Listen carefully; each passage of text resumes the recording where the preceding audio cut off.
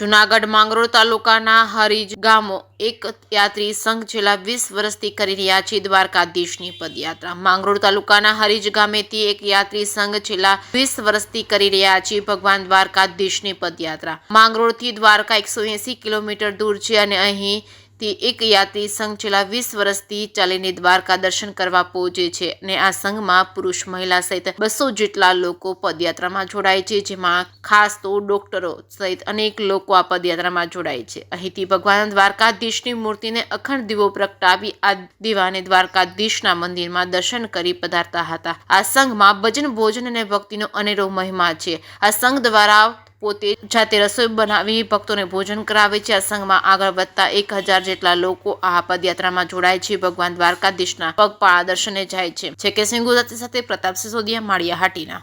મારું નામ માલદેભાઈ જીણાભાઈ રામ।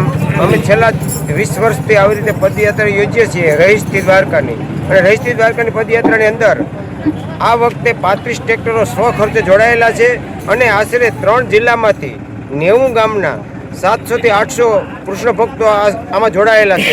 અમારી પદયાત્રાની અંદર એક કૃષ્ણ રથ હોય છે અને કૃષ્ણ રથની અંદર એક અખંડ દીવો અમે દ્વારકા સુધી પહોંચાડીએ છીએ અને ત્યાં જઈ અને અમે ભવ્ય કીર્તન મંડળીનો લાભ પણ લઈએ છીએ અને કીર્તન મંડળીની અંદર જે કંઈ ફંડ થાય છે તે અમે ગાયોના ચારા માટે આ વર્ષે વાપરશું।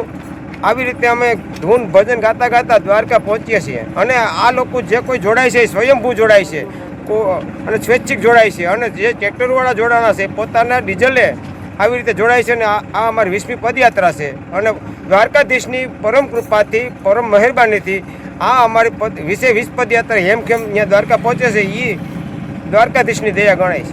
જય દ્વારકાધીશ મહિલાઓ પણ ઘણી જોડાય છે અને અત્યારે અમને એવું ફીલ થાય છે કે ખરેખર કાળિયો ઠાકર અમારી સામે આવતો હોય ને એવું લાગે છે, કારણ કે અમને નથી ઠંડી લાગતી, નથી તડકો લાગતો અને સરસ મજાના ભજન કીર્તન સાથે। અને એક ખાસ મારે કહેવાનું છે કે મારું સ્ટેટસ મેં મૂક્યું ને મારી સાથે ડૉક્ટર પણ જોડાઈ ગયા છે।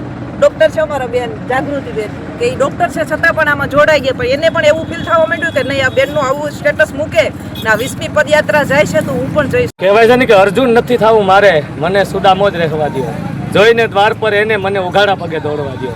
ત્યારે ઉઘાડા પગે દોડવાની જેથી વાત આવે ને મારા વાલા, તેથી આ જય દ્વારકાધીશ પદયાત્રા મંડળની વાત આવે અને આ સતત 20 વર્ષથી આ પદયાત્રા મંડળ એ ભગવાન દ્વારકાધીશના સાનિધ્યમાં જાય અને માતા શીશ નમાવે છે। એમાં ભાવ, ભક્તિ, ભોજન અને લગભગ 90 ગામના લોકો આમાં સ્વયંભૂ જોડાય છે અને આ દ્વારકાધીશની એવડી મોટી કૃપા છે કે નિર્વિઘ્ન રૂપે સતત 20 વર્ષથી આ પદયાત્રા હાલે છે અને આ પદયાત્રાની માલિપા એવા ભક્તજનો, ભાવિ ભક્તજનો અને ગામડેથી લોકો ઉમટી પડે છે અને દર વર્ષે સુંદર મજાના કીર્તનો, અખંડ ધૂન અને આ અખંડ જ્યોતના સથવારે અમે દ્વારકાધીશના સાનિધ્યમાં પહોંચીએ છીએ અને આ ભાવ, ભક્તિ અને ભોજનનો આ ત્રિવેણી સંગમ અને આ માનવનો મેળો એવો ઉભરાય છે કે ખબર નથી પડતી કે આ જેમ દ્વારકાની ધજા નજીક આવતી જઈને અમારા પગ છે પૈડું બની। આ દ્વારકાધીશની કૃપા છે। બોલો દ્વારિકાધીશ।